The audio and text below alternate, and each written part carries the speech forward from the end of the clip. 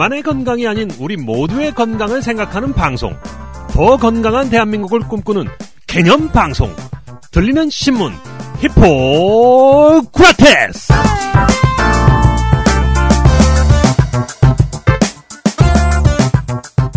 안녕하세요. 청년의사신문 편집주간 박쌤 박재영입니다. 안녕하세요. 세승 변호사 김선욱입니다. 오늘 어버이날입니다. 5월 8일. 네. 네. 어버이날. 네. 잘 하셔야 됩니다. 네. 네. 어버이날. 어릴 때는 어버이날도 큰 부담이 없었어요. 그냥 카네이션 달아드리면 되고, 고맙습니다 하면 되는데, 우리 이제 좀 나이를 먹으니까, 이 꽃만 가지고는 안 된단 말이죠. 그렇죠. 네. 네. 상당히 이제 이 부담스러운 날 중에 하나가 됐지만, 그래도 또 평소에 우리가 그렇게 부모님께 잘 못하는 걸 생각하면 어버이날이라도 좀 뭐 우리라고 하시면 뭐 다 그걸 아닌데요. 저는 잘하는데요. 에이 왜 그래? 무슨 부담은요. 당연히 잘하는 거 뭐 잘하는 걸 보여드릴 수 있는 기회가 생겼잖아요. 왜 갑자기 이미지 네. 메이킹을 또 네. 저쪽으로 하려 그러지? 아 참. 네. 네. 자 오늘 저 어버이날이고요. 네. 오늘 방송 시작해 보도록 하겠습니다. 자, 지난주에 저희가 그 메리츠 화재와 폐암 환자 김모 씨가 다투고 있는 이야기를 전해드렸는데, 반응이 좀 뜨거웠습니다. 그 많은 분들이 메리츠 화재 너무한다, 막 이렇게 비판하는 댓글 달아주시고. 그러니까요. 진짜 너무하는 것 같아요. 네. 네. 그리고 뭐 계속 취재해달라 이런 요청도 주셨고. 그래서 그 김모 씨하고 인터뷰한 내용을 저희 방송보다 훨씬 많이 듣는 나는 의사다. 예. 거기도 지금 틀어버리려고. 네, 그렇게 지금 계획을 세우고 있습니다. 그래요? 네. 네. 그러면은 이제 또 일반 시민들도 많이 들으면 네. 또 혹시 또 열혈 또 네티즌들이 나서가지고 또 뭔가를 해주시지 않을까 기대를. 그러게요. 예. 네.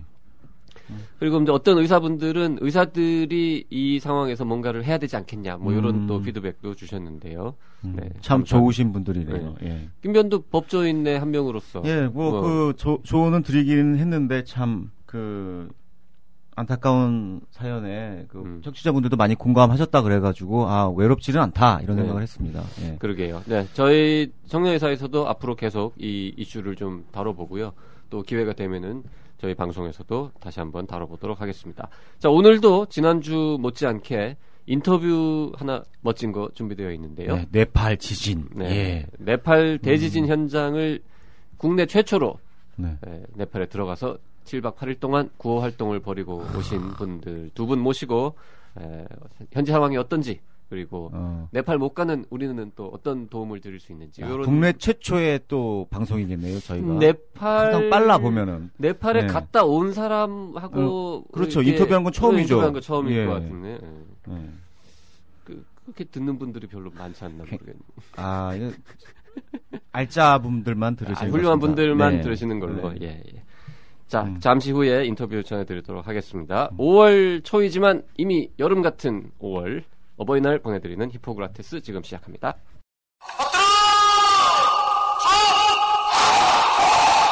꽃보다 할배, 꽃보다 누나, 꽃보다 청춘에 이어 드디어 나왔다. 꽃보다 군인.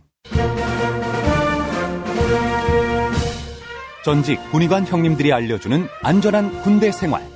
군대 간다, 건강하자. 꽃보다 군인. 엄마와 여친이 챙겨주는 꽃보다 소중한 청춘들의 입대 필수품. 꽃보다 군인. 엄마가 무심하거나 여친이 없으면 본인이 직접 사도 됩니다. 뉴스 브리핑 시간입니다. 오늘 곽성순 기자 나와 있습니다. 어서 오십시오. 네, 곽성순 기자입니다. 야, 자주 나오시네요. 네. 건강보험료를 상습적으로 체납한 의사와 약사 등 전문직에게 특별 징수를 추진한다. 이게 무슨 말인가요? 네, 국민건강보험공단은 이 건강보험료를 체납하고 있는 고소득 전문직 종사자 등 가입자 5만 9천 세대의 체납보험료 1,378억 원에 대한 특별 징수를 한다고 밝혔습니다. 야, 건강보험료로 먹고 사시는 의사, 약사가 건강보험을 잘 안 낸다 이런 뜻인가요? 그렇습니다. 아니 그 중에 일부가 안 낸 거지. 그런가요? 의사가 다 안 낸다니요.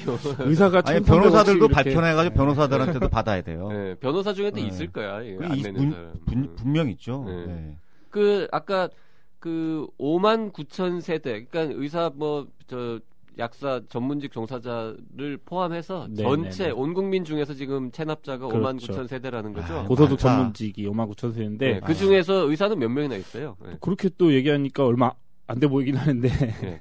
이번 특별 징수 대상자에 포함된 사람 중에서는 이제 의사가 36세대 예? 포함됐고 근데 이들이 체납한 보험료가 한 1억 1,200만 원 정도 되고 약사도 한 35세대 정도 되는데 이들도 한 1억 200만 원. 근데 뭐 1,300억 뭐 이렇게 비하면 얼마 안 되는 것 같긴 한데. 예, 5만 9천 세대 네. 중에서 그렇게 많지는 않네요. 예. 그래도 또 직종인지라 네. 요건 잘 내시는 것 같아요. 네. 35세대가 1억 원이다. 이거 한 세대에 얼마예요? 이러면 계산이 안 되네.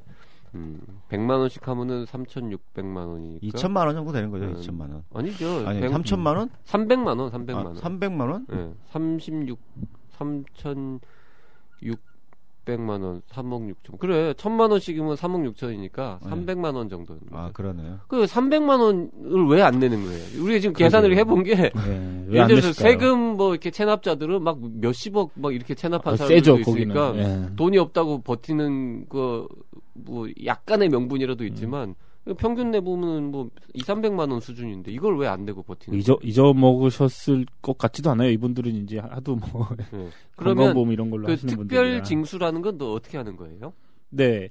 이 공단이 이제 납부 능력이 있음에도 불구하고 보험료를 내지 않는 이런 체납자에 대해서 지난 4월부터 제2금융권에 숨어 있는 재산까지 우리가 이제 추적해서 압류하겠다. 이런 이제 강제 징수를 좀 강화하고 있는데요.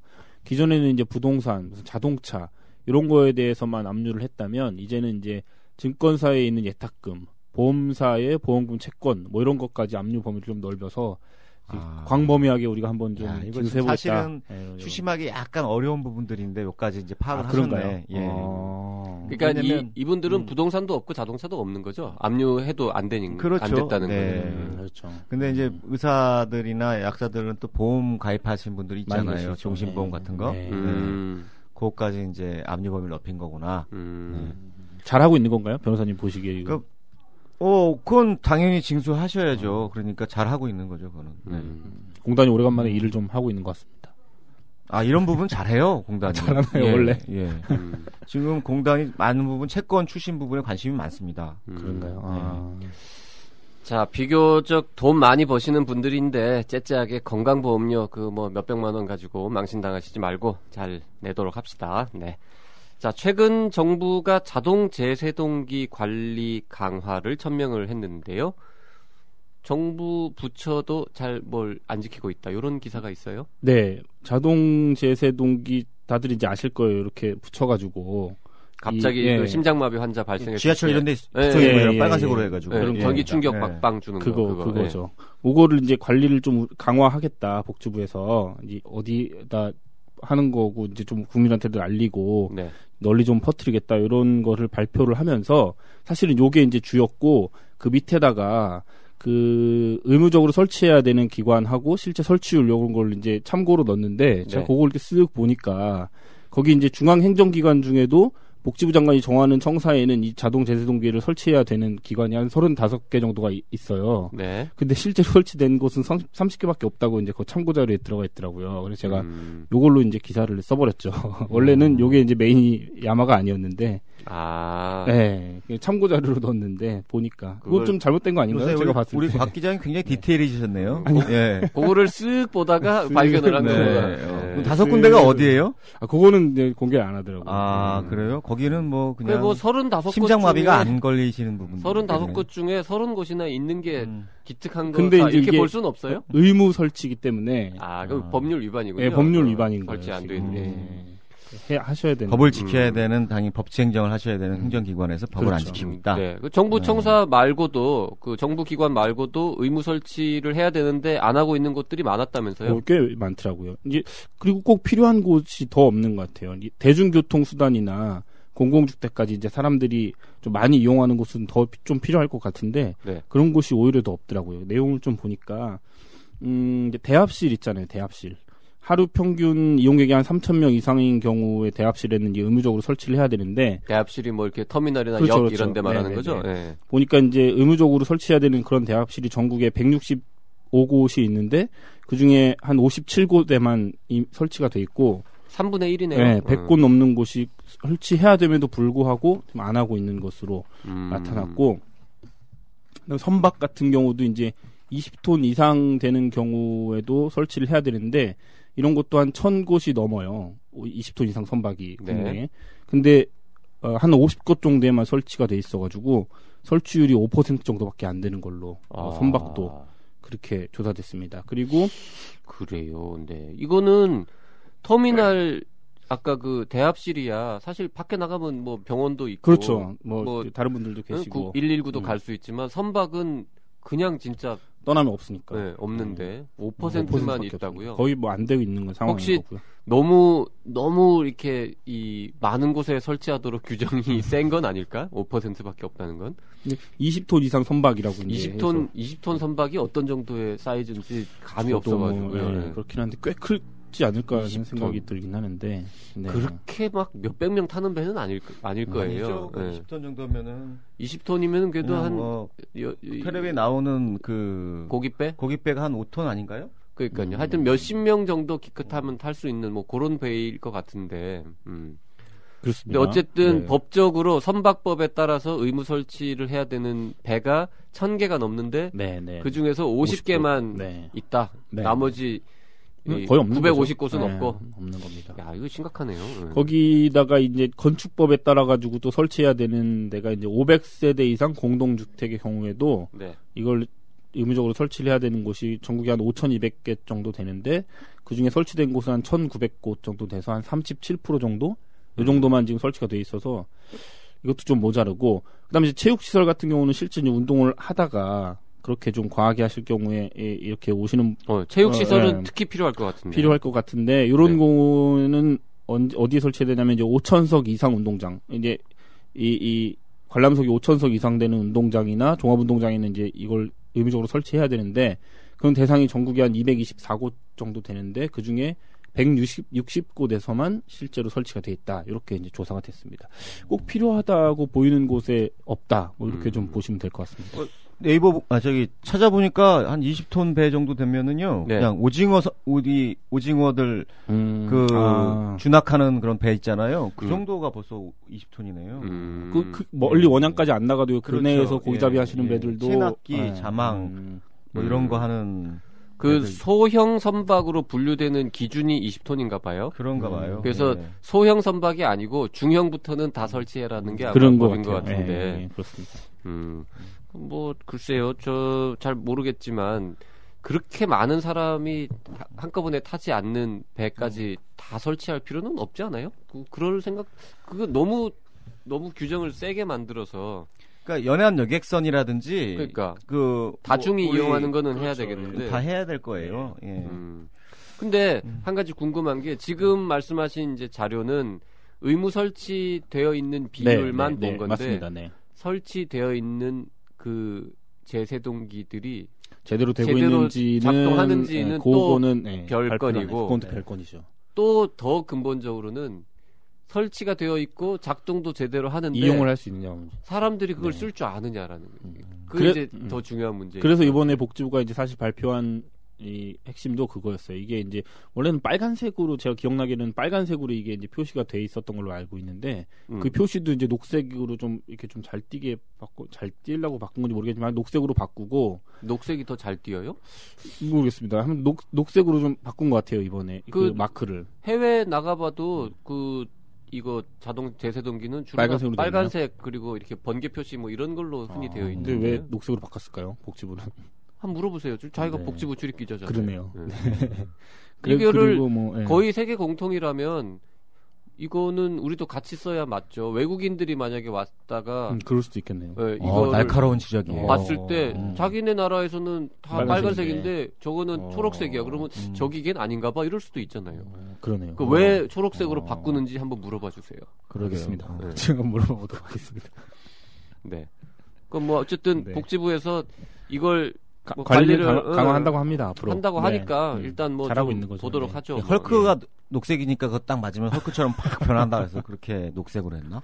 자, 헐크가 녹색이라는 거를 저렇게 쉽게 연상하는 걸 보면 네. 김변 나이가 대충 이제 그렇죠. 짐작이 예. 되죠. 아니, 요즘은 바뀌었어요? 색깔이? 요즘은 어벤져스 이런 거에서도 워낙 헐크가 유명해가지고. 어벤져스에도 헐크 나와요? 그럼요. 주요 캐릭터 중에. 어허. 네. 어벤져스를 봐야겠구나 나도. 그걸 못 봐가지고. 특정 영화를 갖다가 홍보를 하셔도 그러네요? 됩니까? 어벤져스 2예요. 그러네요. 네. 2. 저희는 뭐 네. 상업방송은 아니니까. 네, 괜찮아요. 네. 자, 다음 뉴스 가죠, 뭐. 네. 병원들이 수익률이 상당히 낮다는 조사 결과가 또 나왔네요. 이거 뭐 여러 번 나온 건데. 네, 여러 번 나왔는데 이제 궁금해하시는 분들도 있을 것 같아서 최근에 한 번 더 나왔는데 한국보건산업진흥원이라는 곳에서 이제 주로 이런 걸 발표하는데 2013 병원 경험 분석 13년도 거를 이제 정리해가지고 최근 걸로 냈는데 전체 병원계, 그러니까 정신병원, 뭐 한방병원, 치과병원 다 포함해서 의료 수익 순이익률이 1.3%에 그친 것으로 나타났습니다. 1.3%. 그러니까 1.3%. 뭐 쭉쭉 낮았죠. 이 의료 순위계는 장례식장 뭐 이런 건 안 들어가는 거죠? 안 들어가는 거죠. 네. 의료 순위. 의료로만 버는. 네. 그러니까 장례식장은 그 병원하고 법인 자체가 달라서 계산이 그럴 거예요, 아마. 예. 아니, 같은 데도 있어요? 그럼요. 위탁 주고 위탁. 예, 맞습니다. 그렇죠. 위탁. 그렇죠. 예. 어쨌든 법인이 분리되어 있든 아니든 간에 요 의료 수익률 계산해서 장례식장 같은 건 빠지는 걸로. 커피숍이나 장례식장. 커피숍도 그렇죠. 빠지고. 이건 의료 수익. 주차비 이런 것도 그래서 빠지고. 요새 한간에는 병원이 수익 보는 거는 장례식장하고 주차장하고 그렇죠. 그런 얘기는 뭐 워낙에 커피숍으로 번다 이렇게 이런 얘기도 있죠. 그런 얘기도 있죠. 병원장보다 이 장례식장 사장님이 돈을 더 많이 번다. 공부 열심히 해서 뭐 의사 되고 병원장까지 해봐야 그냥 어디서 이렇게 약간 자본 축적해가지고 영안실 하는 분보다 돈은 적게 번다. 뭐 이런 얘기들을 하시더라고요. 네. 뭐 아니 근데 뭐 영환실 다 아는 얘기를 이렇게 하세요. 방송에 유익하지 않게. 네, 죄송합니다. 네. 그러면 모든 국민들 공부 잘하는 사람들이든지 다 장례식장 하라고 하는 얘기예요 지금? 왜 그래? 좀 어버이날인데 네. 좀. 자, 1.3%가 죄송합니다. 장례식장 하시는 분들을 제가 폄하하려고 말씀드리는 건 아니고요. 그분들도 저희 역할을 하고 계시죠. 장례식장 하시는 분들은 어떤 분들인지 참 궁금하긴 해요. 천차만별이겠죠. 사업 가시겠죠. 장례식장 하시는 분들. 그러니까 그 수많은 사업 아이템 중에서 어떻게 하다가 그 비즈니스를 하시게 되는 건지 이런 거 좀. 장례식장 협의회가 있을 텐데요. 있을 겁니다. 한번 있는 걸로 섭외를 모셔볼까요? 모셔서 한번 여쭤보죠. 뭐 애환. 전문 별도로 운영되는 전문 장례식장과 병원에 있는 부설 장례식장의 차이점 뭐 이런 거 그거 좋은데 안 오실 것 같아요. 근데 저희가 오시라고 해도. 근데 자 1.3%가 조금 더 소개해 늘은 뭐 줄은 거예요, 늘은 거예요. 늘 뭐 이렇게 왔다 갔다 했던 것 같은데. 일단 뭐 전체 병원계 의료 수익을 조금 더 설명을 해드리면 지난 2008년에는 1.4%, 그래서 2009년에는 무슨 일이 있었는지 4.5%로 훅 증가를 했는데 이후에 이제 2010년에는 3.9%, 2011년에는 2.5%, 2012년에는 0.7%로 쭉 감소하다가 그래도 좀 오른 거네요. 2013년도에 1.3%로 뭐 이런 상황인 거고. 상급 종합병원의 경우 종별로 보면 상급 종합병원의 경우에는 2009년도에 2.8%를 기록한 이후에 2010년에 마이너스 0.6%, 2011년에도 마이너스 0.7%, 2012년에는 그나마 0.9%, 2013년도에는 0.8% 등 뭐 왔다 갔다 하네요. 마이너스 1에서 1% 사이에서 왔다 갔다 하고 있는 상황이고 300병상 이상 병원도 뭐 비슷한 상황으로 쭉 가고 있는 상황인 것 같습니다. 뭐 계속 읽어봐야 다 똑같은 얘기고 다 그놈일 것 같아요. 예, 뭐 160 특히 이제 160병상 미만 조그만 병원들은 더 심하고 제가 자세히 설명을 안 드리겠지만 이제 이 뭐 다들 예상은 하실 거예요. 쪽 이제 외곽이나 지방으로 갈수록 더 심해지고 뭐 이런 내용들이 조금 더 있습니다. 그 보통 그 일반 기업의 수익률이 몇 %쯤 되는 게 정상이죠? 일반적이죠? 한 10%는 되지 않을까요? 더 되나요? 10%까지 안 될 거예요. 안 되나요? 아니 그래도 1,000원어치 팔면 100원은 벌어야지. 황당한 질문을 하고 그러세요. 아니 내가 잘 몰라서 혹시 변호사는 그래도 좀 그걸 어떻게 알아요? 아니 그 의사보다는 이렇게 뭔가 여러 가지 다른 업종에 대해서도 보통 한 7.8723% 정도 돼요. 라고 하면 믿으실 거예요? 7.8723%라고? 네. 하여튼 예전에 한 10년 전, 20년 전에는 그 병원 수익률은 3%밖에 안 된다. 회사들 굉장히 낮다. 다른 업종에 비해서 이런 얘기들을 했었어요. 의료계에서. 근데 요즘은 3% 넘은 해가 아까 여러 해 중에서 한두 번밖에 없고 나머지는 다 1%이거나 마이너스이거나 이렇게 나오는 거죠. 확실히 어렵긴 어려워요. 근데 이 어려운 거가 계속 지금 장례식장이라든지 뭐 이런 쪽에서 지금 메꿔지고 있는 벌충이 되고 네. 어떻게 하겠어요. 심각한 것 같긴 합니다. 네. 하나만 더 전해주실까요? 뭐 병원급의 전문의 한 사람당 외래 환자를 얼마나 보나 뭐 이런 자료가 또 공개됐네요. 예, 요거 이제 같은 자료에서 나온 다른 내용인 건데 이것도 좀 재미가 있을 것 같아서 조사를 소개를 좀 해드리면 전문의 1인당 월 평균 한 달에 외래 진료 실적이 가장 좋은 그러니까 가장 환자를 많이 본다는 의미겠죠. 네. 피부과로 나타났습니다. 병원급에서. 병원급? 네. 그러니까 의원 말고 병원급에서. 종합병원도 말고 그냥 병원급만 따지는 거예요? 여기 뭐 대형병원도 있고 중소병원도 있고 다 들어가 있는. 다 합쳐서. 네, 그러니까 다 병원 합쳐서. 이상에서. 네, 다 해서. 네. 의외 이제 저는 좀 의외로 봤어요. 피부과가 제일 많이 보더라고요. 그러게요. 네. 보통은 이제 뭐 이비인후과라든지 그렇죠. 뭐 왠지 소아과, 내과 뭐 이런 거 내과 같은데. 이런 데가 많이 보는 걸로 알려져 있는데 피부과가 피부과 제일 의사 많죠. 한 명이 한 달에 몇 명이나 환자를 보죠? 여기 이제 보니까 1인당 월 평균 외래 실적이 827.8명, 827명 정도 이제 보는 거고 내과는 보니까 819명. 아슬아슬하죠. 2위군요. 네, 정형외과는 784명. 응급의학과가 또 많아요. 705명. 뭐 이 정도. 응급실로 오는 환자들이 많아서 그런가 보네요. 그 뒤로는 이제 뭐 신경과, 안과, 이비인후과, 비뇨기과, 재활의학과, 소아청소년과 등이 이제 한 500명 이상 한 달에 보는 과들로 나타나 있습니다. 보통 그 대학병원에서는 글쎄요, 이건 지금 나라 전체의 병원급 이상 전체를 다 평균 내서 이런 것 같은데 보통 제가 알기로 대학병원에서 정말 환자가 많은 교수의 어떤 상징이 1,000명이 1,000명. 한 달에. 한 달에 1,000명 넘게 외래를 봐주면 저 사람은 월급을 좀 받아가도 되겠구나. 저 사람은 환자 좀 많이 보는구나. 이런 이제 이 느낌을 주고 그렇죠. 1,000명이 안 넘으면 뭐 그렇게까지 많이 보시지는 않네요. 이런 느낌으로 이제 보는데 전체 평균을 냈더니 1위가 피부과인데도 827명. 예. 그러니까 상대적으로 굉장히 적은 숫자의 환자만 보는 분들도 꽤 있다는 뜻인 것 같아요. 그렇겠죠. 예. 조금 더 소개를 해드리면 이게 제가 병원계 다라고 이제 아울러서 말씀드렸잖아요. 이제 큰 병원하고 조그만 병원하고 조금 차이가 있는데 상급 종합병원에서는 피부과가 많아요. 피부과 보시는 분들이 피부과 의사들이 한 달에 861.9명으로 제일 많이 보시고 그 다음에 이제 응급의학과더라고요. 상급 종합병원은 735.6명 보긴 합니다. 300병상 이상 병원에서도 피부과가 818.7명으로 많고 유일하게 이제 800명 이상을 보는 과다. 이렇게 나와 있는데 반면에 이제 160병상에서 299병상 사이에 약간 좀 중소한 병영들은 보면 정형외과가 제일 많이 보세요. 1인당 월 평균 외래 환자 진료 실적이 1,000명이 넘어갑니다. 1,075.8명이 많고 그다음에 내과가 828명, 그다음에 소아청소년과가 750명.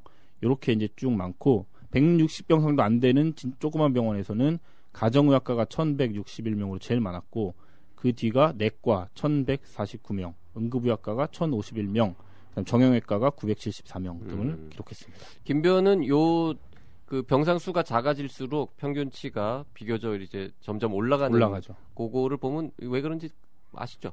짐작하시겠죠. 뭐 전문 병원들이 있으니까 아무래도 전문 병원들도 여기 포함됐을 거 아니에요. 그것보다도 저런 거 아닐까요? 그 중소병원은 그러니까 대학병원 교수들은 그 5일 주 5일이면 이제 오전 오후 나누면 이제 10개의 그 진료 타임이 있으면 다 보지 않잖아요. 나눠서 하시죠. 연구하고 교육 이런 것 때문에 비는 시간들이 있어서 뭐 4번, 5번만 이렇게 보는데. 그러네. 좀 이제 하시죠. 종합병원 가면은 그 중에서 뭐 7개, 8개 타임을 보시고 더 작은 병원에 가면은 뭐 9개, 10개를 하시기 때문에 그런 게 아닐까. 뭐 1인당이니까. 네, 1인당이니까. 의사 1인당. 네. 그러네요. 그런 요인이 좀 있을 것 같긴 해요. 300병상 이상으로 가게 되면 좀 그러니까요. 쉬는 시간들이 있는 쉬는 거죠. 시간이 많고. 근데 보면은 상급 종합병원에서도 800명인데 160병상 미만에서 뭐 1000 만약에 100명이다.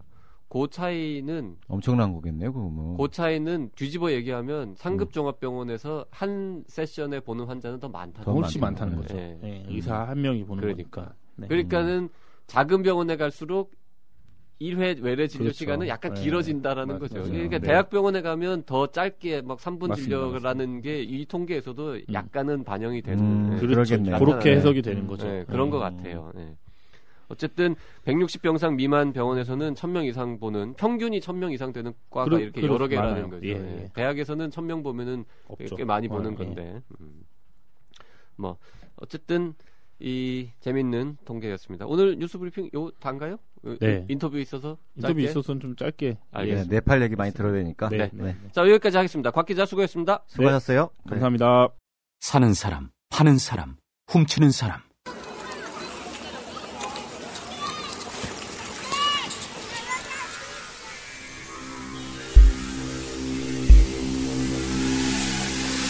레드마켓, 인체를 팝니다.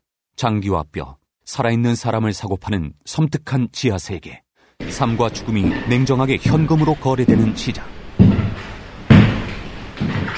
전 세계 장기 브로커, 뼈도둑, 혈액농장, 아동 납치범 추적에 관한 이야기. 레드마켓, 인체를 팝니다. 서점에 있습니다. 자, 오늘 이슈 내망현에서는 네팔 지진 관련 얘기를 좀 해보려고 합니다. 지난달 25일 진도 7.9. 이야, 엄청난 규모의 강진이 발생한 네팔에서는 뭐 현재 사망자 숫자가 벌써 7,000명을 넘은 것으로 나오던데요. 사상자죠. 아니 사망자만 7,000명 사망자요? 넘었어요. 네. 매일매일 늘어가지고 김변은 며칠 전 통계를 본 거고. 네. 그래서 지금 뭐 전 세계에서 이제 구호 활동을 위해서 네팔로 많이 가고 있고 또 뭐 물품들도 보내고 있던데, 자 국내에서도 여러분들이 이제 가시기도 하고 또 도움을 보내드리기도 하는데 제일 먼저 네팔에 다녀오신 분들이 있습니다. 명지병원 이 긴급 의료 지원팀에서는 이 소식을 들어보니까 지진 발생하고 딱 그 50시간 만에 네팔에 현재 도착을 하셨다고 하더라고요. 도착한 게요. 네, 그러니까 거의 딱 이틀 만에 거기 도착까지 하신 거죠. 그래서 어떻게 그렇게 빨리 가실 수 있었는지, 그리고 가신 다음에 7박 8일 동안 어떤 활동을 하고 돌아오셨는지 오늘 히구라에서 이 긴급 구호진을 이끄신 명지병원의 김인병 긴급의료지원 단장님하고 그리고 구호대가 활동할 수 있도록 이 여러 가지 또 실무적으로 이 일을 같이 해주신 희망의 친구들, 이 정확하게는 이제 사단법인 한국 이주민 건강협회에서 일하시는 김정우 기획팀장님 두 분을 모시고 현지에 관한 이야기들을 좀 자세히 나눠보도록 하겠습니다. 안녕하세요, 두 분. 예, 안녕하세요. 예. 자, 우선 이번에 진행한 네팔 응급 의료 구원단 파견이 어느 정도 규모에서 이루어졌고 어떤 일정으로 진행되는지 그 부분에 대해서 좀 설명을 해주시죠. 예, 저희가 2015년도 올해 4월 27일 날부터 5월 4일까지 7박 4일 동안의 일정으로 갔다 왔습니다. 7박 4일을 가기는 굉장히 7박 8일이요. 네. 시차 적응이 아직 안 되신 거죠? 아직 많이 힘듭니다. 네.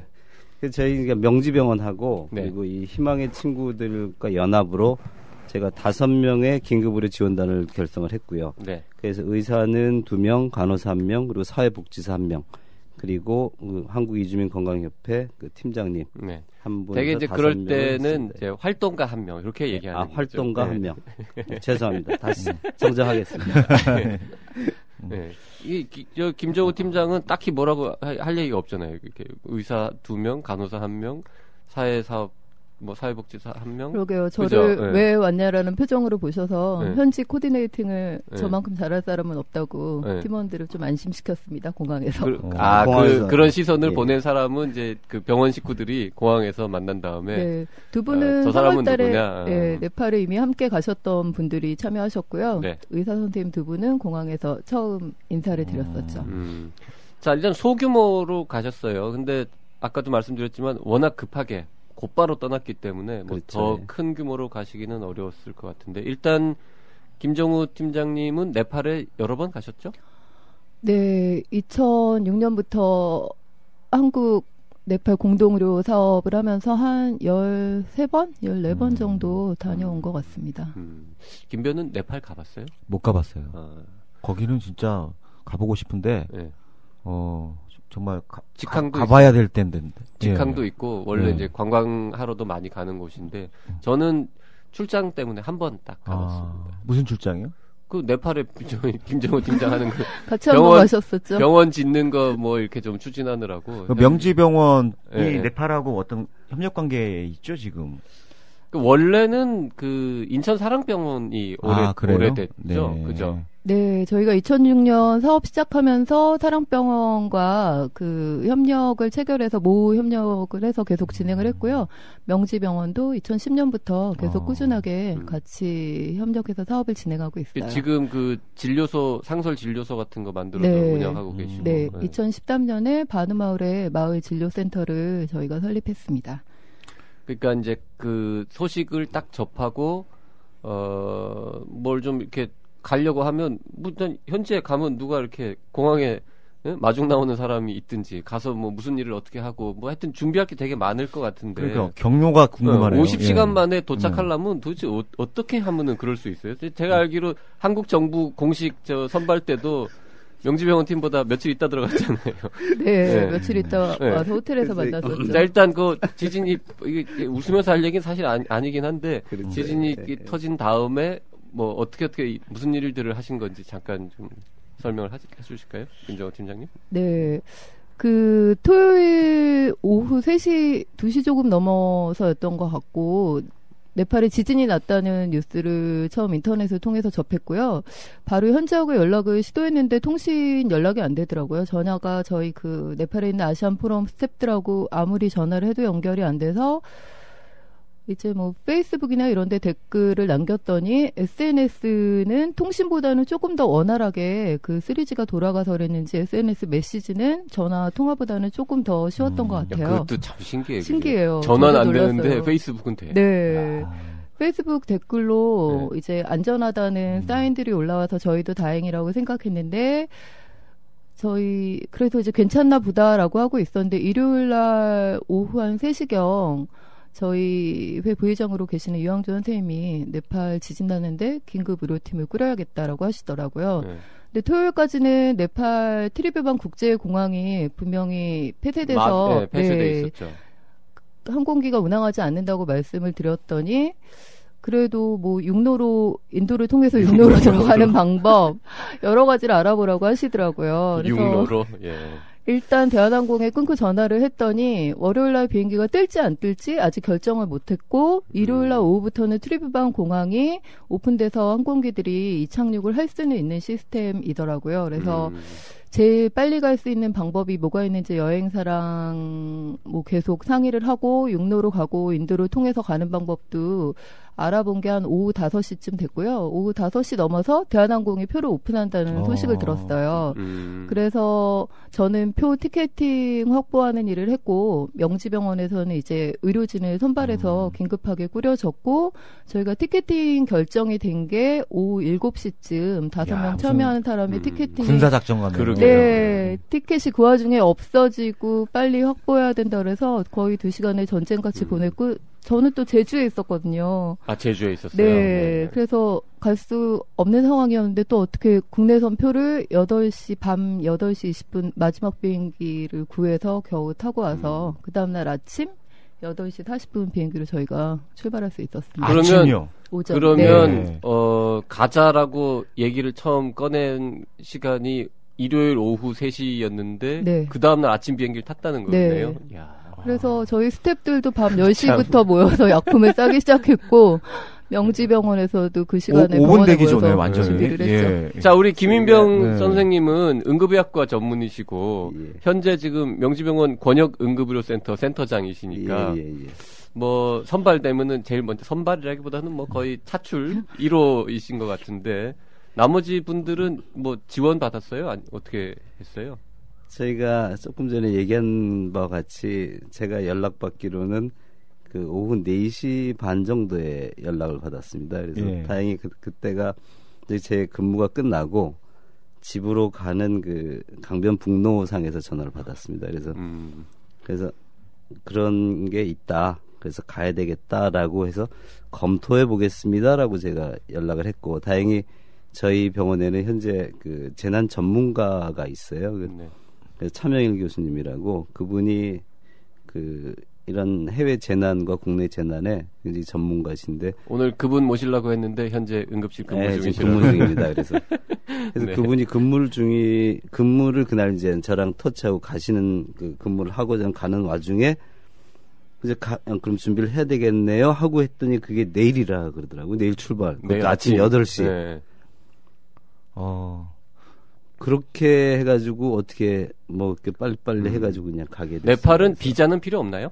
비자는 현재 도착 비자 받을 수 있어서요.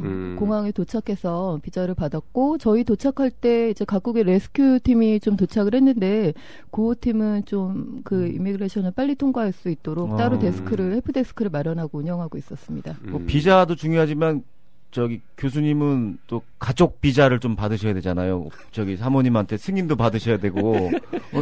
저야 그래도 이제 남자니까 네. 가능했었는데 차명일 교수님 같은 경우 이제 그날이 근무 시간이었고 네.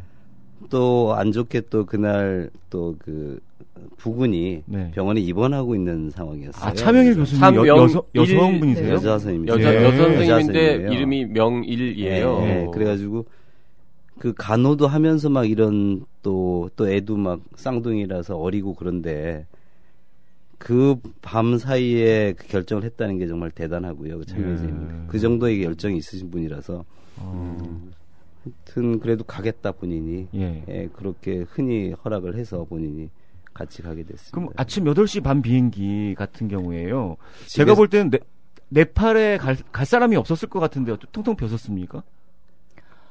그게 좀 신기한 게 그 전날은 분명히 여행사 통해서 티켓 확보가 어렵다고 들었었거든요. 그래서 남은 좌석이 안 나고 티켓 오케이가 안 떨어졌는데 막상 저희 대한항공을 타보니까 좌석이 3분의 1 이상 정도는 많이 비어 있었어요. 그래서 뭐 가는 팀들이 다 누워서 갈 정도로. 네, 그래서 개인적으로는 대한항공에서 조금 티켓을 많이 오픈을 하지 않은 게 아닌가라는 취소를 많이 했을 것 같아요. 취소해서 그런 거 아닐까? 취소해서 지진이 났으니까 놀러 가려고 했던 사람들은 안 갈 거 아니에요. 그 3분의 2에 해당하는 사람들은 찼다는 거잖아요. 그분들은 누구예요? 그러면 그분들은 저희와 같이 도와주러 이제 가는 활동하러 분들. 보이는 단체복을 입고 있는 분들이 많았고요. 응급 구조팀으로 하실 뭐 봉사자들, 전문가들처럼 보이진 않았고, 그리고 기자들, 그리고 기자들도 많이 고국을 있었고요. 찾아가는 네팔리들. 거의 기자보다 신속하게 가셨다는 거예요. 기자만큼 신속하게 가셨다는 이렇게 세 종류의 사람들만 타고 있는 걸로 보였습니다. 우리나라에서 네팔 가는 첫 비행기, 그 지진 난 이후에 그거를 타신 그렇죠. 거군요. 그 육로를 갔으면 진짜 큰일 날 뻔했어요. 네팔에서 제일 큰 도시가 그 카트만두고 두 번째로 큰 도시가 포카라거든요. 그 두 도시가 200km 떨어져 있어요. 전 이제 출장 갈 때 그 포카라를 가야 되는데 200km라 그래서 8시간 200km니까 그냥 뭐 렌트해서 몰고 가면 안 돼? 뭐 이런 생각을 했거든요. 2시간이면 가겠네. 그러니까 8시간 걸린다. 길도 뭐 한쪽은 낭떨어지고요. 8시간 걸린다는 거죠. 그래서 우와, 그 8시간 타고 가요 그랬더니 국내선을 타고 간다는 거예요. 그래서 국내선 타고 편하게 가니까 좋구나라고 생각을 했는데 제가 타야 할 그 국내선 비행기를 보는 순간 버스로 가는 게 더 나은가 이런 걱정이 드는 뭐 그런 기억이 납니다. 네. 하여튼 가시는 것 자체는 뭐 비행기 한번 타고 가셨으니까 편하게 가셨는데 자 이제 딱 도착을 했어요. 뭐 공항부터 일단 난리가 나 있었겠죠 아마? 공항에 그러니까 저는 이제 네팔에 처음 가는 그런 상황이었기 때문에 비행기가 내리지를 않는 거 랜딩 자체를요. 계속 이렇게 밖을 봐도 이거 아까 봤던 데인데. 그래서 계속 이렇게 삥삥삥삥 뭐 한두 시간 정도로 한 2시간 정도로 계속 도는 것 같더라고요. 그래서 그러더니 이제 기내 방송에 나와서 그 비행장 자체가 지금 뭐 잼이 생겨가지고 늦게 된다. 그래가지고 한 2시간 정도를 계속 빙빙빙빙 돌더라고요. 그래서 이게 바로 이게 이제 왔구나 진짜라는 걸 느꼈고요.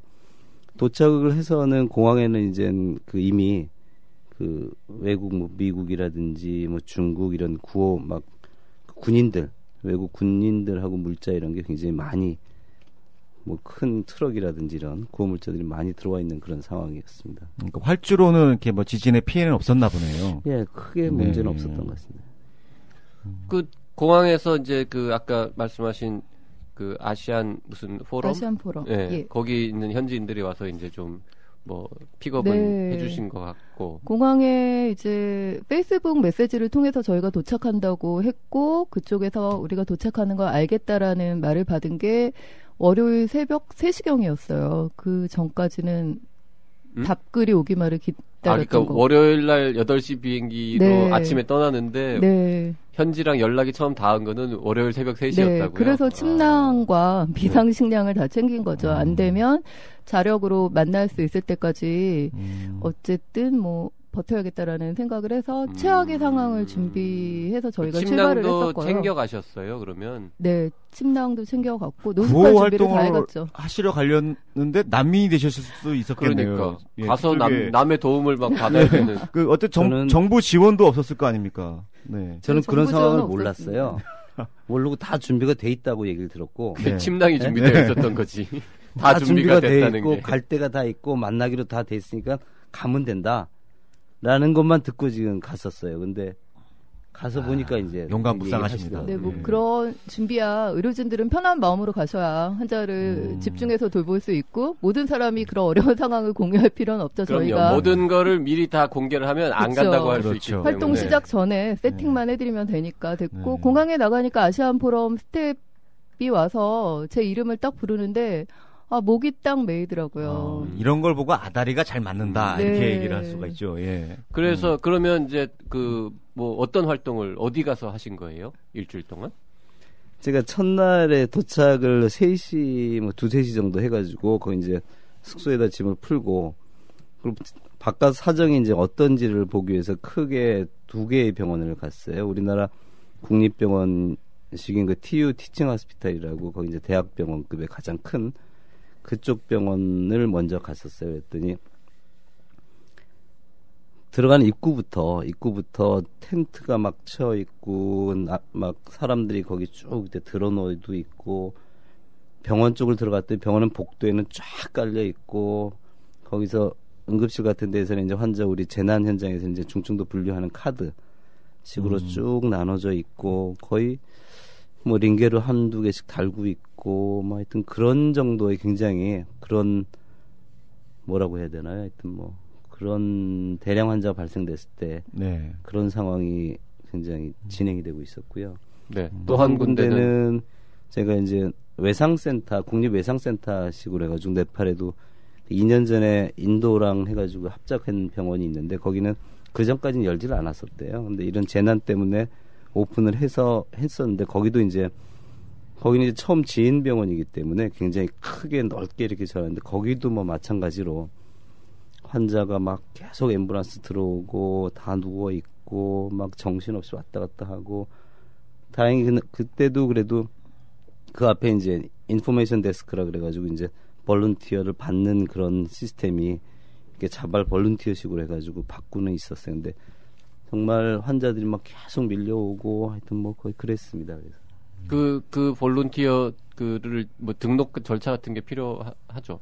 이렇게 뭐 외국에서 나는 의사다. 네, 뭐 그렇죠. 이러면. 그래서 이제 첫날에는 그 상황이 어떻다라는 것만 저희가 이제 받고 그리고 이제 이튿날에는 저희가 직접적으로 그쪽에 그 외상센터 빌병원이라고 하는 그쪽에 볼런티어로 등록을 해서 의료진은 그래서 거기서 등록을 하고 볼런티어 자격증을 받아서 직접적으로 응급실을 하고 중환자실 쪽에서 같이 이제 진료를 하는 식으로 운영을 했죠. 첫날은 그렇게 했습니다.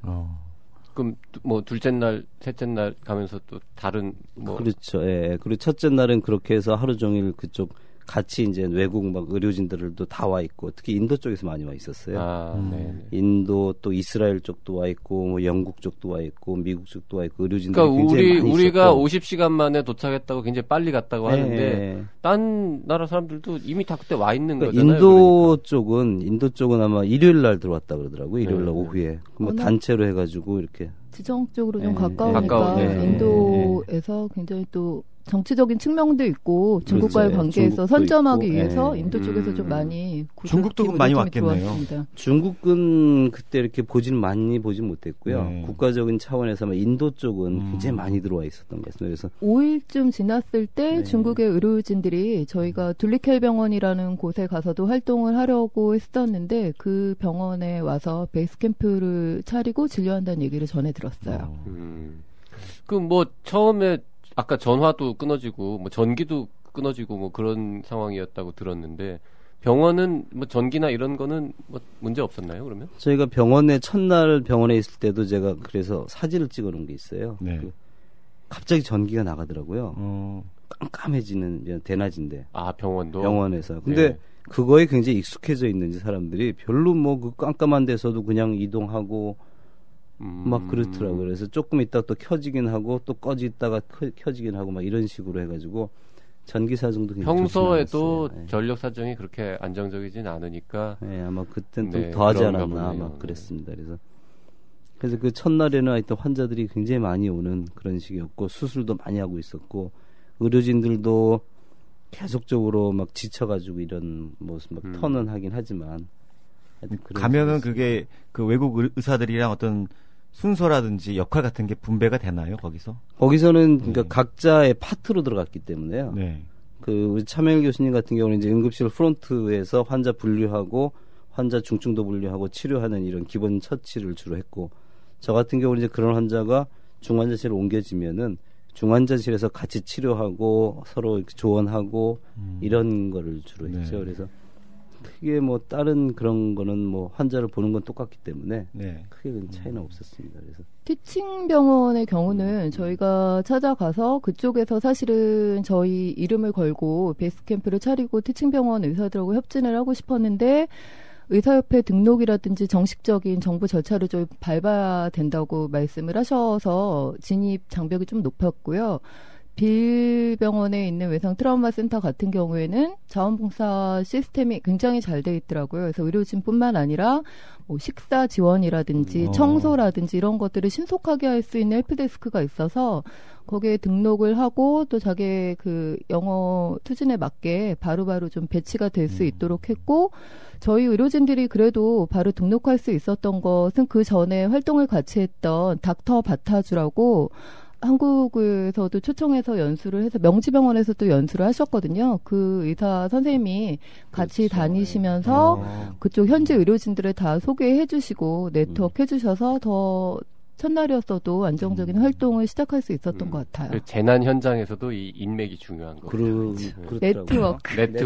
미리미리 이걸 쌓아놨기 때문에 사실 생판 모르는 사람이 외국 사람이 와가지고 내가 의사인데 환자를 볼게 그러면 뭐 증명서를 가져가시긴 하셨는데 의사인지 아닌지 뭐 알 수가 있는 이런 느낌이 있을 수도 있겠죠. 선의를 가지고 가더라도. 그런데 또 저희 준비된 선생님들은 그 와중에 영문 의사 면허증과 재직증명서 및 서류를 준비할 수 있는 폼을 다 가져오셔서요.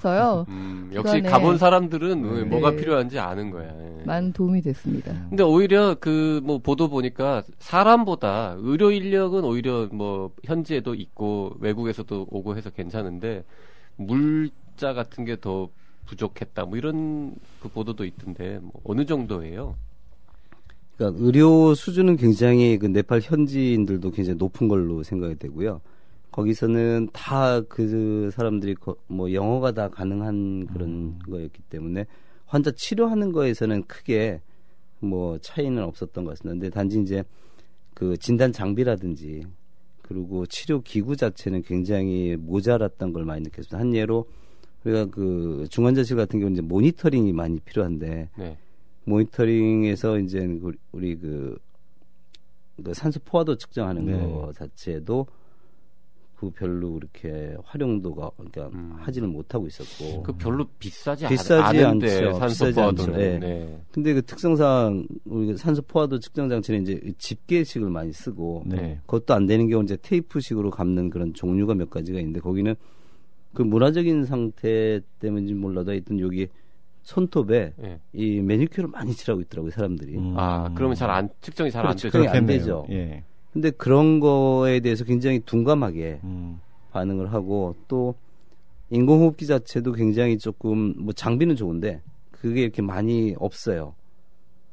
그리고 또 하나 굉장히 안타까웠던 것 중에 하나가 그 우리가 동맥혈가스 검사가 기본적으로 이제 많이 하게 되는데 그 검사 장비가 를 못 하더라고요. 그게 없어요. 네, 네. 없어서. 그러니까 그냥 그 우리가 그 산소 포화도만 측정하는 것만 보고 그것만 보고 환자에 대한 치료가 이루어지고 있었고, 근데 그거에 비해 가지고 대체할 수 있는 그런 능력은 굉장히 뛰어나더라고요. 평소에도 그런 거 없는 상태에서 진료를 해왔기 때문에 네. 한 예로 우리가 그 많이 이제 그 지진 같은 경우는 이제 압사 현상이 많이 나기 때문에 네. 우리 몸에 있는 세포 자체가 많이 깨지잖아요. 그럼 소변이 안 나오니까 신장 자체가 망가지니까 우리가 네. 투석을 돌려야 되는데 우리나라 같은 경우는 투석을 돌리면 투석기 돌리면 되잖아요. 네. 근데 투석기를 안 돌리고 네. 저도 배웠어요. 복막 투석을 하더라고요. 중환자실에서. 그러니까 지금 혈액 투석기가 혈액 투석을 안 하고 복막 투석으로 대처를 하더라고요. 그러니까 이거가 아니니까 다른 방법으로 치료가 가능해요. 우리나라는 요즘 복막 투석은 거의 안 하나요? 그 상황에서는 네. 당연히 혈액 투석이 들어가야 되는 거고. 그러니까 하긴 하는데 하긴 하죠. 우리 근데 만성 환자들만 그렇죠. 하는 거고. 그 사람들만 이제 하는 급할 건데. 때는 혈액 투석이 혈액 기본인데. 투석을 기본적으로 하는 건데. 그래서 이게 배운 것 중에 하나가 복막 투석도 가능하구나. 그러니까 라는 그런 대체적으로 할 수 있는 거에 대해서 굉장히 일상적으로 이루어지고. 그러니까 장비라든지 뭐 이런 것들이 굉장히 열악한 상황에서는 미국이나 한국 의사보다 후진국 의사들이 더 잘한다는 뭐 이런 농담 반 진담 반 얘기를 하는 게. 그렇죠. 대신에 이제 환자에 대한 그 계속적인 흐름에 대한 그런 모니터링 이런 거는 조금 많이 부족함을 느꼈어요. 그 뒤쪽에는 이제 그 대학병원은 아무래도 원래 세팅이 잘 돼 있는 곳이라서 더 이제 의사 없는 곳, 뭐 이동 진료 이런 그렇죠. 식으로 활동도 하셨다고요. 그건 그 얘기 그래서 좀 첫날에는 이제 그렇게 했고 둘째 날 같은 경우는 또 우리가 그 아까 네트워크 희망의 친구들로 해가지고 국립 그 경찰병원 격인 것 같아요. 그 우리가 TV, CNN이라는 거 외신 이런 거 보면은 구조하는데 그 군복 입고 하는 그 친구들이 국립 무장경찰병원이라고 하더라고요. 그래서 그쪽에 가서 할 수 있는 그걸 했었어요. 근데 그쪽이 원래가 그 이재민 그 진료가 안 되는데요. 민간인 출입이 안 된다는데 그걸 오픈을 해주고 또 거기는 현지 군의관이 같이 진료를 할 수 있게 해주고 그쪽에 우리가 이렇게 뭐 오더 사진이나 뭐 초음파나 오더를 내면은 바로바로 해서 가져오는 방사선과 그러니까 영상의학과 스텝에 리포트까지 같이 가져오는 정도의 그런 협조가 굉장히 잘 돼 있었어요. 그리고 거기서 하고 또 우리가 경찰 다른 지역도 갔었죠? 네, 부대에서 이제 이재민들이랑 사상자들을 구조하다가 다친 그 무장 경찰들이 부대에 많이 환자들이 있다고 하더라고요. 그래서 본부대 2곳을 저희가 따라다니면서 환자들을 진료했고요. 저희가 갔던 곳이 그 사뚱걸 APF 하스피탈이 정식 명칭인데 거기에 있는 무장경찰 다친 분들과 일반 이재민 환자들을 좀 치료할 수 있었습니다. 근데 섭외 과정도 참 쉽지가 않았었는데 월요일날 도착해서 화요일부터 의료진들은 빌병원 트라우마 센터에서 활동을 하시고 이제 저하고 같이 명지병원의 공공의료 사업단 이지혜 선생과 저는 저희가 어떤 활동 더 좀 피해가 있는 지역으로 가서 도움을 줄 수 있을까 해서 지진 피해 마을을 좀 몇 군데 다녔었거든요. 그러다가 저희 그 아시안 포럼 스텝 중에 한 분이 이 APF 병원 근처에 살았던 거예요. 그쪽에도 이재민들이 많이 있는데 우리가 지원을 하면 일반 무장 경찰뿐만 아니라 이재민들에게도 좀 도움을 줄 수 있을 것 같다라고 해서 그냥 무작정 찾아간 거죠. 찾아가서 인사하고 그간에 우리가 저희는 듣보잡이잖아. 사실 그분들이 볼 때. 그렇죠. 네.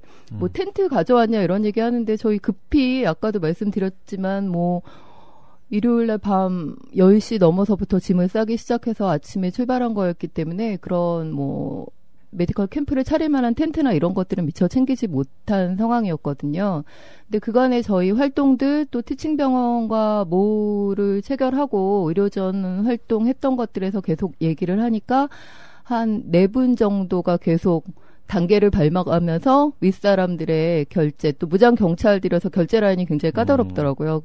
그럼에도 불구하고 현장에서 그 최고 책임자가 나와서 허락을 해 주셔서 그 다음부터 진료를 하고 오히려 이틀 동안은 그분들의 도움으로 군부대 진짜 아까 과장님이 얘기하신 것처럼 민간인이 통제된 구역까지 수월하게 다니면서 진료 활동을 할 수 있어서 참 그간의 활동이 헛되지 않았구나. 내지는 이런 위기 상황에서 정말 더 많은 협력 효과, 시너지 효과를 내는구나라는 생각을 좀 하게 되었습니다. 제가 굉장히 그 도움을 많이 받았다고 생각하는 게요. 군인들이 접수를 해주고 환자를 정리를 해주고 네. 환자를 이렇게 붐비면은 줄을 세워주고. 군인이 세우면 아주 확실하겠죠. 뭐. 텐트도 너무 잘 치시는 거예요. 텐트도 그리고 또 밥도 같이 먹게 해주고 현지식으로. 하여튼 그 정도의 하여튼 굉장히 네트워크가 좋았던 것 같습니다. 와서 이렇게 뭐 도와주고 일하고 있으면 보통 밥은 주죠. 없으면 모를까. 네, 밥을 주시더라고요. 네. 거의 뭐 식당도 없을 텐데 밥은 먹여가면서 일을 시켜야겠죠. 네. 자, 뭐 지금 그러면 오시긴 오셨는데 네. 어차피 서울에서도 또 일정이 있어서 네. 지금 현지 상황은 어떨 거라고 추정이 되십니까? 지금 아직도 뭐 여진이 있고 뭐 그렇다고 하던데요. 여진에 대해서는 좀 말씀해 주시죠. 여진은 저희가 출발한 날 네팔에 도착했을 때부터 호텔에 계속 한두 번씩의 여진이 있었고요. 첫날은 좀 많이 흔들렸어요. 자다가 뛰쳐 일어나서 여진이다 외치고 한 번만 더 흔들리면 호텔 밖으로 나가야겠다라는 것도 분명히 느낄 수 있는 여진이었는데 유독 저희 단장님께서만 하루도 여진을 못 느끼셔서 저희가 낮에 죽도록 피곤하게 일을 하신 거죠. 네. 아침에 여진이면 바로 뛰어나오신다고 옷을 다 입고 주무셨는데 정작 여진을 한 번도 본인은 못 느끼셨고 출발하는 날 한국에 리턴하는 날에서도 공항에도 여진은 한두 번씩 계속되는데 외국인들은 사실은 한 5.5도까지는 흔들린다 이러지만 그렇게 큰 공포가 있는 여진은 아니었는데 일단 굉장히 강진을 경험한 네팔인들은 그 여진의 두려움 때문에 집에 들어가지 못하고 집이 무너지지 않은 분들도 마을 사람들과 다 같이 텐트 생활을 많이 하고 있더라고요. 그래서 좀 많이 아쉬웠고 무너진 마을을 가보니까 임시 거주할 수 있는 텐트 비가 계속 왔거든요. 저희 도착한 날부터 저녁에 계속 비가 와서 며칠 집에서 생활하지 못한 분들의 건강 상태가 좀 많이 염려되기도 하고 비닐 텐트 외에 이제 양철 슬레이트라든지 뭐 이런 것들을 이용해서 집을 지을 수 있는 움직임이 시작되고 그런 물자 고우를 시작한 것 같고 음식물뿐만 아니라 뭐 여성용품 또 소화용품 이런 것들이 굉장히 많이 필요하고 저희가 나오는 전날부터 현지에 있는 NGO라든지 INGO들이 긴급 구호품을 나누는 활동이 조금 시작되는 것들을 보고 나왔습니다. 그 의료 부분의 지원은 특히 이제 뭐 외상 환자 치료나 이런 거는 초기 며칠이면 사실 끝나지 않습니까? 네. 그렇죠. 네팔 의료 특성상 의료가 집중돼 있는 의료시설이 집중돼 있는 게 이제 카트만두에 집중돼 있다 그러더라고요. 그래서 거기에 한 6개 병원을 거점 병원으로 해가지고 외부 쪽에서 이렇게 지진이 난 데서 환자를 후송하는. 네. 그래서 이 6개 병원에 뿌리는 이런 시스템이 굉장히 잘 돼 있더라고요. 그래서 초기에 저희가 갔던 병원에서도 그걸 이제 계속적으로 받는 그런 시스템이었습니다. 그래서 저희가 마지막 날 이제 그쪽 빌병원에 다시 한번 가봤어요. 그 상황이 어떤가 그랬더니 이제 평상시의 응급실 수준으로 돌아왔고, 그리고 앰뷸런스도 가끔 뭐 오는 정도의 대신에 이제 아직까지는 이제 인포메이션 센터라든지 구조대는 대기하고 있는데, 그래서 관계자들 만나서 얘기를 들어봐도 이제 외상 환자라든지 이런 중증 환자는 거의 없다. 그러니까 일주일 정도면 외상 쪽은 그렇죠. 해결이 되는 거고. 처치가 끝난 거죠. 네.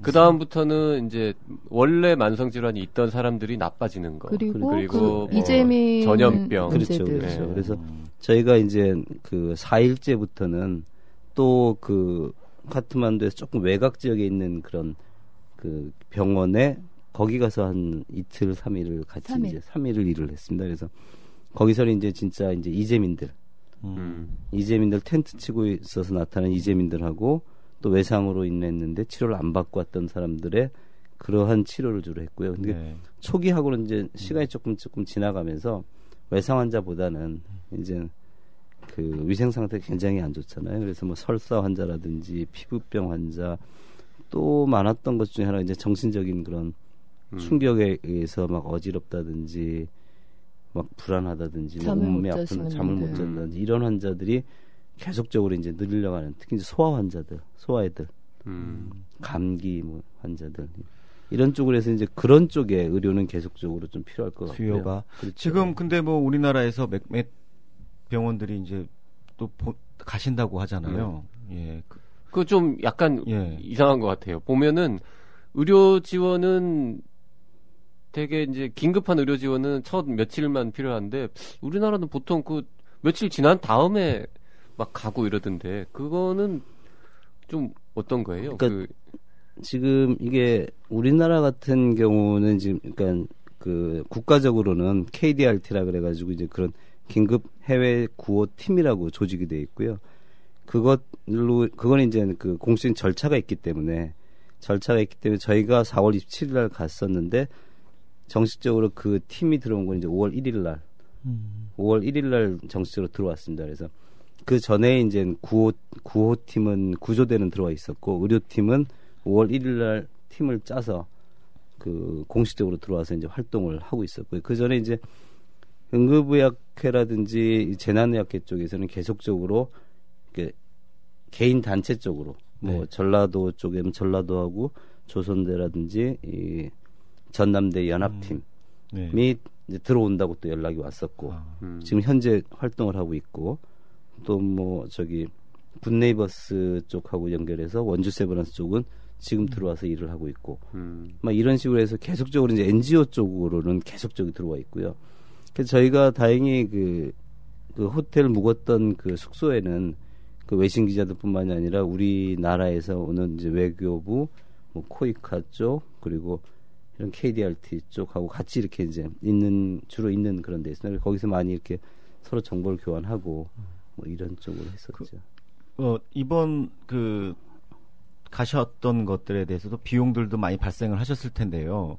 그건 어떤 정부적 지원 같은 것들이 있는 건가요? 아니면 순수히 이제 자비를 들여서 하시는 건가요, 이게? 네, 정부적 지원은 없고요. 순수하게 자부담으로 응급하게 진행을 했었던 일입니다. 그리고 저희가 선발대로 가면서 크게 좀 두 가지 목적 정도가 있었던 것 같아요.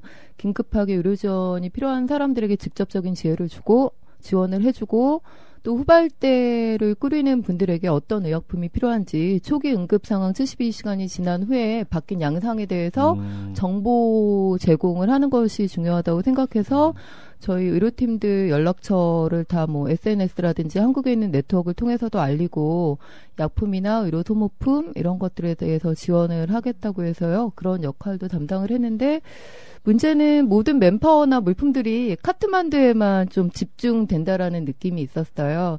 사실 지진의 근원지인 뭐 너아콧이나 다닝, 신두발 쪽 이런 데는 굉장히 피해가 심함에도 불구하고 민간 단체에서 네팔을 정말 잘 알지 못하면 들어가기 조금 힘들고 시간도 많이 걸리는 것 때문에 카트만두에만 많이 집중이 되어 있어서 후발대로 가신다는 의료진들 그룹이 지금 또 여러 팀이 있는 것 같은데 루트를 정말 잘 짜고 현재 네팔 사람들에게 가장 필요한 것이 무엇인지를 좀 진지하게 잘 생각하셔서 활동을 계획하는 게 좋지 않을까라는 생각이 듭니다. 좀 애매하게 말씀하셨는데 제일 필요한 거는 결국 돈 아니에요?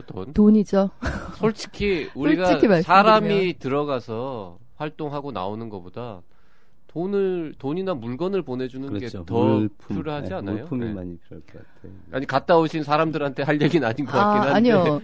그 초기에 사람이 필요한 시간도 있다라고 생각을 그렇죠. 하고요. 예. 그 시간이 지난 이후부터는 돈이 있으면 네팔의 웬만한 물품들은 다 있고 인도를 통해서 충분히 공급할 수 있거든요. 사실은 한 5일쯤 지났을 때는 네팔 카트만두에 있는 텐트 가격이 굉장히 폭등했다고 들었어요. 왜냐하면 이재민들이 집 밖에 나와서 다 텐트를 치는데 뭐 예전에 100루피 하던 것이 뭐 한 300루피 하고 돈을 줘도 텐트를 구할 수 없다라고 했는데 마지막 저희가 나올 쯤에는 또 텐트도 구할 수 있다라는 것을 저희 현지 스태프들한테 들어서 꼭 필요한 것들이 아니면 그리고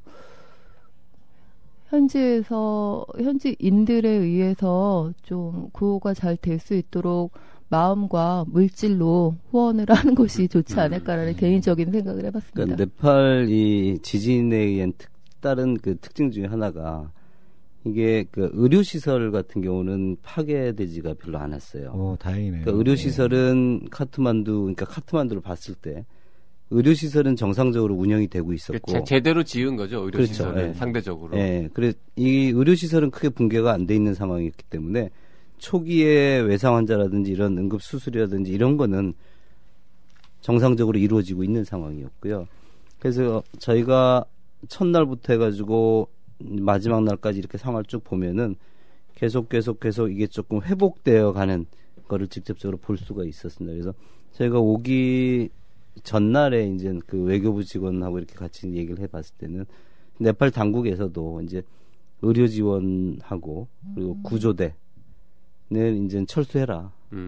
이제 더 이상 안 받겠다. 우리 자체 내에서 가능하다. 단지 이제 물품이라든지 이런 거는 받는데 또 거기서 원하는 게 이제 헬기 후송. 헬기를 후송할 수 있는 그런 팀은 받겠다. 그러니까 헬기를 가지고 오는 팀은 그렇죠. 예. 외국에서 외국이 아니라 그 먼 데서 아직까지 그 지진에 대한 파악이 안 된 데서 환자를 후송해서 올 수 있는 그 헬기 후송 팀은 받겠다.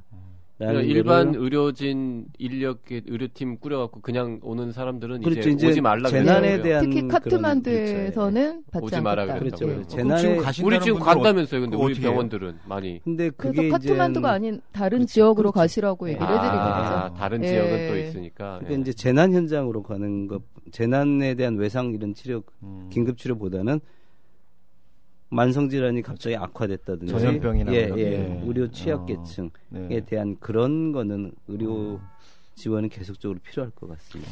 그러니까 이게 그 지난번에 우리 IT 지진 때도 느꼈지만 똑같은 규모의 지진이라도 그 일본이나 뭐 미국이나 이런 데서 일어났을 때는 상대적으로 피해도 적고 사망자도 적은데 원래 못 살고 가난하고 인프라가 없는 곳에 지진 같은 게 터지면 그러면 건물도 더 많이 무너지고 더 또 그 이후에 전염병 같은 것도 더 잘 생기고 복구는 또 더 안 되고 뭐 이런 이제 악순환인데 그렇죠. 2013년도에 그 필리핀에서 태풍 나가지고 한데 그 상황하고 조금 틀립니다. 이번 같은 경우는. 그때는 이제 의료시설 자체 사회 기반시설이 완전히 무너진 상태였기 때문에 우리나라도 지금 준비하고 있는 큰 이동병원식의 병원이 필요했던 거고요. 그런 지원 자체가. 그래서 2013년도에 우리나라 같은 KDRT 같은 경우도 2차, 3차에 해가지고 이런 의료 지원단이 병원 규모로 들어갔습니다. 그때는. 근데 이번 같은 경우는 아까도 얘기했지만 의료시설은 상대적으로 유지가 되고 있었던 상황이기 때문에 긴급 의료 지원에 대한 그런 수요는 굉장히 줄어들었고요. 그래서 아마 중요한 얘기이신 것 같은데요. 지금 가서 예전 필리핀이나 IT 생각하고 가실 계획하신 분들은 지금 어떻게 보면 잘못 생각하고 헛다리 짚을 수도 있는 상황인데 차라리 지금 얘기를 종합해 보면은 그 의료진이 가서 별로 할 일이 없다고 한다면 그 비용을 차라리 현금 지원을 한다든지 그게 더 효율적일 수도 있겠는데요. 근데 할 일이 없는 건 아니고요. 네. 카트만두 자체에서 긴급 지진에 의한 외상 환자 이제 긴급 처치는 크게 의미가 없는 거지만 다시 네. 의료 취약계층 멀리 이런 거에 대한 장기적인 플랜에 대한 의료 지원은 필요하죠. 네. 그런 의미로 가는 거는 네. 좀 오래 가셔야겠네요. 그러면. 그렇죠. 네. 네. 포커싱 잘못 맞추면 이상해질 것 같아요. 여러 명이 가서 반짝 며칠 일하고 오는 것보다 그런 것보다는 소수의 그렇죠. 사람이라도 가서 계속적으로. 오랫동안 있는 게 더 필요하고. 네, 아니면 좀 이상적이긴 하지만 지금 가고자 하시는 그 병원이나 의료진 네트워크들이 좀 단계를 형성하는 것도 괜찮다는 생각을 했었거든요. 그러니까 장기적으로 볼 때 분명히 전염병이나 뭐 여러 가지 또 여성 모성보호나 이런 것들 소아 질환들은 굉장히 심각해질 것 같아서 뭐 2, 3개월 후에 그리고 뭐 6개월 후에 가서 가능하면 현지 조사도 좀 같이 할 수 있도록 지금 막 집중해서 몰리지 말고 장기적으로 조금 한 1년 이상은 굉장히 도움이 필요할 것 같다라는 생각도 들고 복구하는 데는 시간이 많이 걸릴 것 같아서요. 좀 중장기적인 계획을 가지고 그렇죠. 플랜을 갖는 것도 좋겠다라는 생각도 그래서 듭니다. 산발적으로 여러 곳을 이렇게 갔다가 단기적으로 하는 것보다는 네. 어떠한 그런 시스템적으로 몇 군데 정해서 계속적으로 그런 사회 기반 시설부터 해가지고 이런 지원. 그러게요. 그러니까 그런 게 조금 이런 노하우가 네. 어떤 우리나라의 어떤 정부 차원이라든지 민간 차원이라든지 간에 이게 노하우가 집결이 돼가지고 어떤 프로세스에 의해서 진행이 되면 진짜 효율적으로 갈 것 같은데 지금 그거는 없죠. 우리나라 있어요. 우리나라에서 재난이 발생해도 그게 잘 안 되는데 그게 있겠어요. 그게 없지. 아, 그런가요? 네. 컨트롤 타워가 그러니까 민간 자원도 많고 민간에서 뭔가 뜻있는 분들도 많고 한데 그 뭐 잠깐 이렇게 코디네이션 이런 게 잘 안 되는 거죠.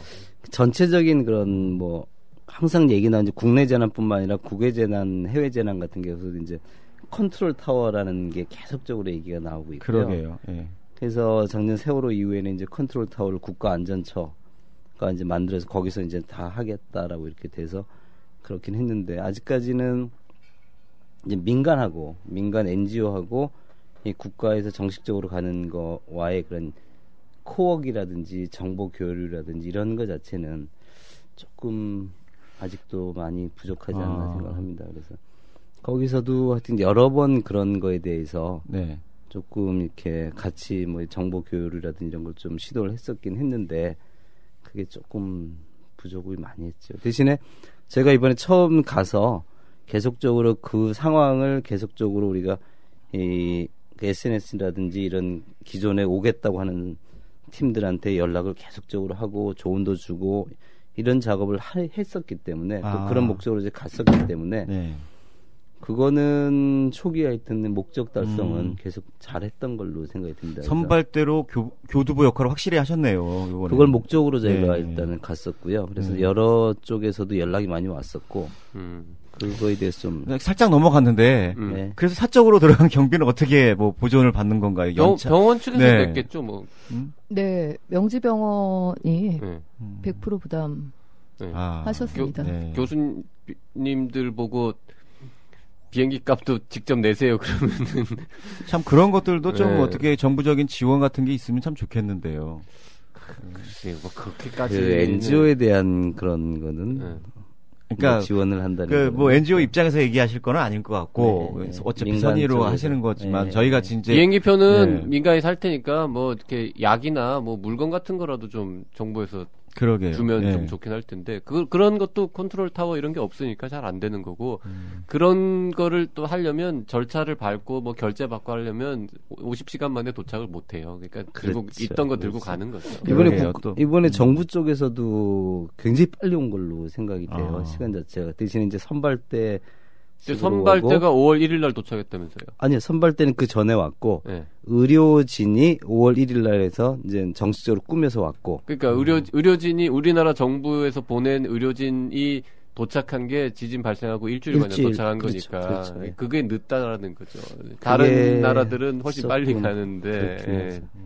그분들도 참 고생하고 가서 지금도 일하시고 지금도 계시지만 아마 그 5월 10일까지인가 1차가 예. 아마 계획돼 있는 것 같은데 지금도 거기 한국 네팔 친선병원이죠 거기가 거기서 베이스 캠프 차려가지고 네, 벅터풀 지역에 있는 한미 친선병원인데 한내 네, 네, 그러네요. 죄송합니다. 한내 친선병원 팀의병원으로 가셨는데 정부 차원의 의료진들은 좀 더 진원지 근처로 좀 갔었으면 좋지 않았을까라는 개인적인 아쉬움. 다 개인적인 차원의 말씀을 드리네요. 뭐 우리 지나치게 정부를 비판하지 않는 걸로. 네.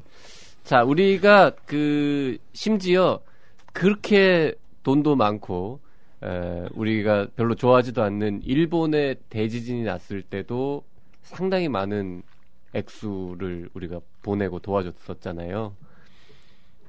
고마워하는지는 잘 모르겠습니다만은 네팔은 진짜 가난하고 세계에서 제일 가난한 나라 중에 하나이고 또 우리나라에도 네팔 분들이 많이 와서 일도 하고 계시고 그런 나라이니까 우리 뭐 직접 갈 수는 없지만 뭐 어떻게 좀 도와줄 수 있는 방법 뭐 이런 거 손쉬운 방법이라도 좀 알려주실까요, 팀장님?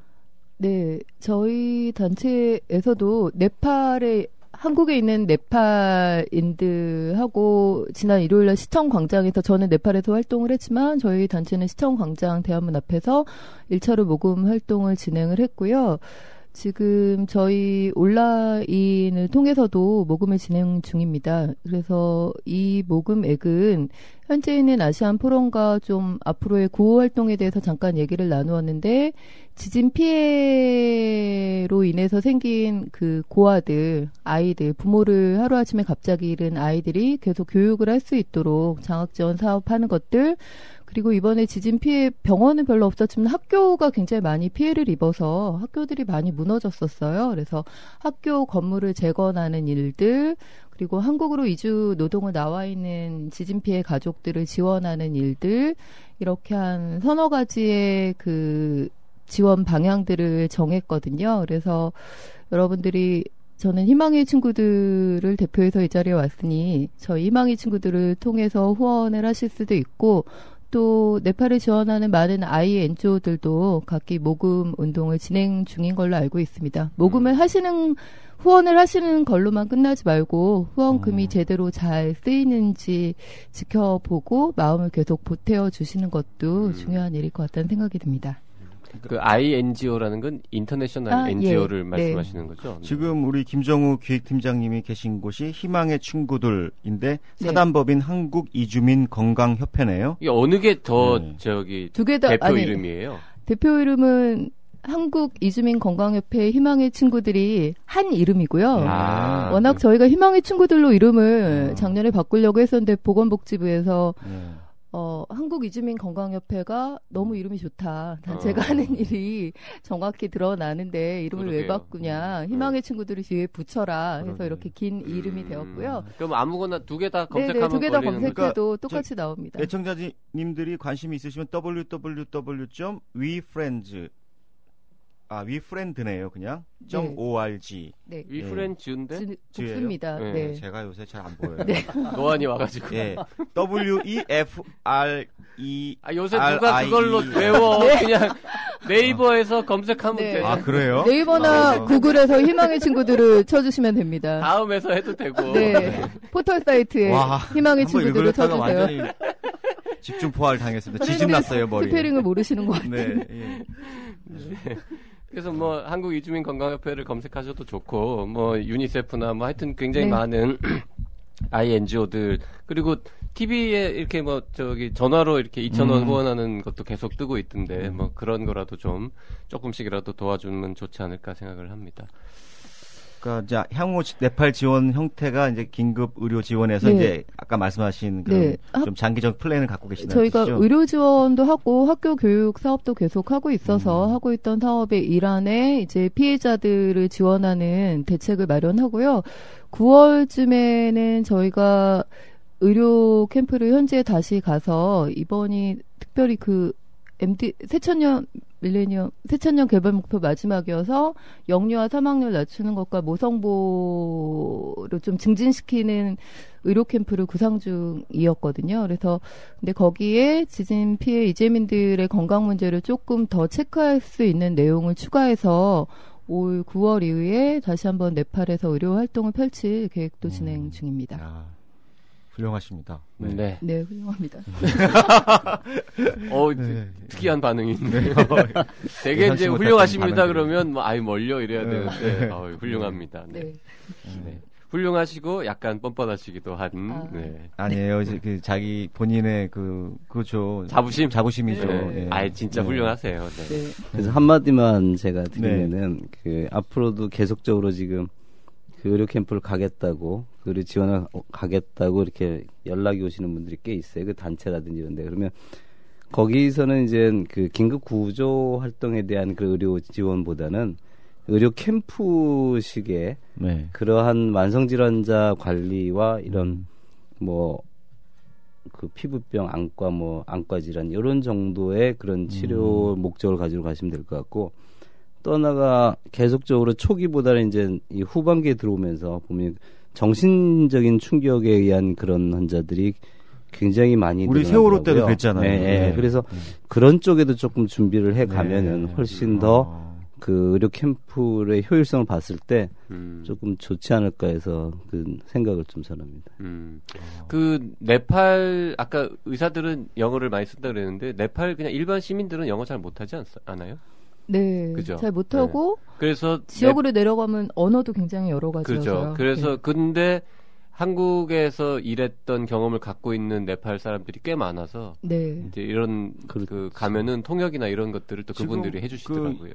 이주 노동자분들도 많이 귀향하셨다고 하니까 그분들이 주요한 연결고리가 되겠네요. 예. 그러니까 언어 문제는 고민하시지 말고 뭐 정신과 선생님들도 가실 수 있고 통역하시는 분들이 또 그런 그런 자기네들끼리의 그런 네트워크가 있기 때문에 훨씬 더 좋더라고요. 정신과 선생님들도 많이 좀 가셔야겠네요. 하여튼 네트워크라는 건 참 중요합니다. 자, 오늘 네팔 지진 현장에 가서 일주일 동안 여러 가지 활동을 하고 오신 고생 많으셨네요. 네, 두 분 모시고 우리가 앞으로 이런 활동을 좀 더 잘하려면 뭘 해야 되는지 또 우리 직접 현장에 갈 수 없는 일반 시민, 국민 또 의료인들은 어떤 것들을 할 수 있는지 뭐 이런 등등에 대한 이야기를 나눠봤습니다. 청취자 여러분들께서도 네팔 상황 조금 더 이해하시고 또 조금 더 적극적으로 뭔가 도움을 주실 수 있는 계기가 됐으면 좋겠습니다. 자, 김인병 교수님, 김정호 팀장님 오늘 출연 감사드립니다. 예, 감사합니다. 의료 민영화, 원격 진료, 고괄수가제 3대 비급여. 대한민국 보건의료에 관한 모든 궁금증이 단박에 풀린다. 복잡하기 짝이 없는 한국의 의료 현실을 이렇게 선명하고 친절하게 그려낸 책은 없었다. 개념 의료. 왜 병원에만 가면 화가 날까? 교양 시민을 위한 개념 있는 의료 이야기. 더 건강한 대한민국을 위해 우리 모두가 알아야 할 불편한 진실. 정치 사회 분야 베스트셀러. 개념 의료. 온라인 오프라인 서점에서 절찬 판매 중. 오늘 히포크라테스는 여기까지 하겠습니다. 마치기 전에 한 가지 공지사항 전해드리도록 하겠습니다. 최근 그 의료계에서 환자의 경험 또 서비스 디자인 이런 것들이 중요하다는 얘기들이 많습니다. 저희 청년의사하고 KPMG라고 하는 그 컨설팅 회사하고 서비스 디자인이요. 네. 그리고 명지병원하고 세 기관이 같이 작년에 이어서 이 환자 경험을 주제로 하는 컨퍼런스를 개최를 합니다. 그 하스피탈 이노베이션 앤드 페이션트 익스피리언스를 줄여서 하이펙스라는 말을 저희가 만들었는데요. 작년에 하이펙스 이틀 동안 진행했는데 한 250명 정도가 참여를 했어요. 김변도 좀 한번 와서 같이 뭐 좀 보면 재밌을 것 같은데요. 올해는 3일 동안 합니다. 6월 17일부터 19일까지 장소는 명지병원이고요.